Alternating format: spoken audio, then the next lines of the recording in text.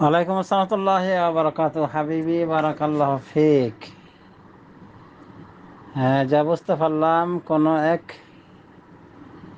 নারী মহিলা নজর মানত করেছেন যে যদি তার গাভী 3টা বাচ্চা দেয়, এটাকে একসাথে না আলাদা আলাদা হবে, তো যাই হোক 3টা বাচ্চা দিলে উনি ওই গাভীটাকে কোরবানি করে দেবেন, এরকম ছিল তার মান্যতের ধরন। তো এখন করণীয় কি? করণীয় আর কি, গাভী কোরবানি করে দিবে।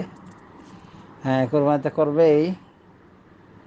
এরপরে যেটা জিজ্ঞাসা ছিল যে ও কি করবে গোস্তর বিষয়ে, কোরবানির মাংসের বিষয়ে, এই মান্যতের কোরবানির মাংসের বিষয়ে কি করবে। এক্ষেত্রে ওলামায়ে কেরাম বলেন যে মান্যত যেগুলি করা হয় সেক্ষেত্রে নজর মান্যতকারীর নিয়াত গ্রহণযোগ্য।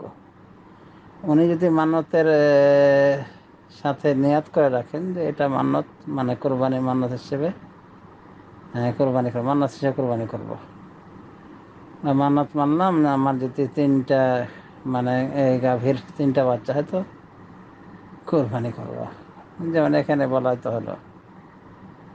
তো এটা নিয়ত হবে নির্ভরশীল, মান্যতকারী যেটা নিয়ত করে সেটাই। কোরবানির গোশত যদি সে নিয়ত করে যে সে নিজে খাবে, অন্যকে খাওয়াবে, ফকির মিসকিনকে বিলাবে, ফকির মিসকিনদের হাতে বিতরণ করবে, এরকম যদি নিয়ত করে থাকে তো সেই নিয়ত অনুযায়ী সে সুবিধা গ্রহণ করতে পারবে। আর যদি নিয়ত করে রাখে যে মান্যতের কোরবানি এটা সবটুকু আমি বিলিয়ে দেবো ফকির মিসকিনের মাঝে, তো সেটাই করতে হবে তাহলে তাকে।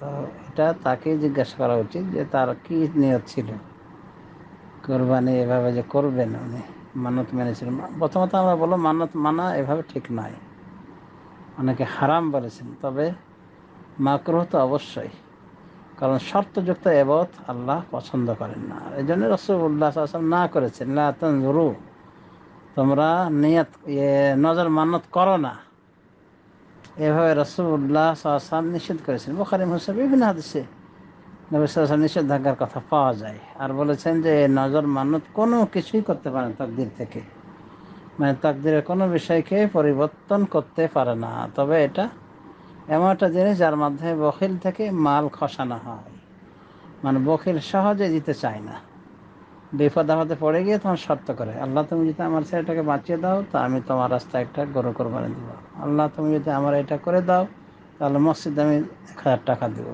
ইত্যাদি।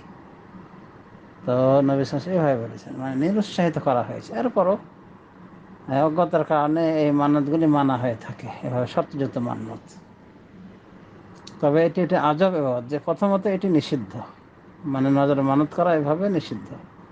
তবে কেউ যদি মানত করেই বসে অবশ্যই তাকে এটা পূর্ণ করতে হবে, তখন সেটা ফরজ হয়ে যায়। তো এই বোন যে মান্যত করেছেন, মানতের মাধ্যমে তার কোরবানি করা ফরজ হয়ে গেছে। যদিও কোরবানি করাটা ফি নাফসি ফরজ না সুন্নাহ ইখতিলাফ তো রয়েছে অবশ্যই, কিন্তু যখনই মান্যত করেছেন মান্যত করার কারণে কোরবানি দেওয়া ফরজ হয়েছে।